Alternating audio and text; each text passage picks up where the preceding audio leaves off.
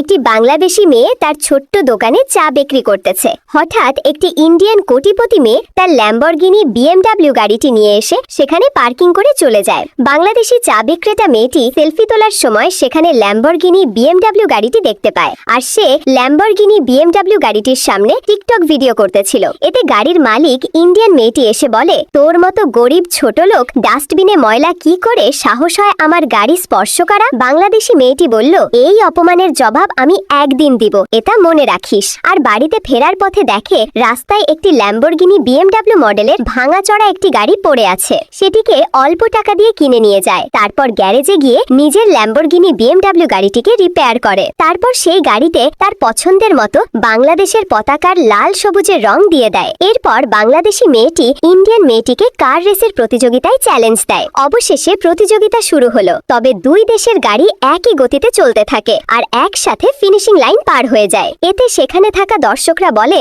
আমরা তো সবাই কনফিউজড, তাই বিজয় নির্ধারণ করা হবে ভোটিং এর মাধ্যমে। ইন্ডিয়ান মেয়েটাকে জেতাতে চাইলে লাইক দিয়ে কমেন্টে লিখুন ইন্ডিয়া, আর বাংলাদেশি মেয়েটাকে জেতাতে এবং দেশের সম্মান রক্ষা করতে লাইক সাবস্ক্রাইব করে কমেন্টে লিখুন বাংলাদেশ। এখন দেখা যাবে বাংলাদেশের লোকেরা কি শুধু বকবক করে নাকি সত্যিকারে সবাই একতা হয়ে কাজ করে।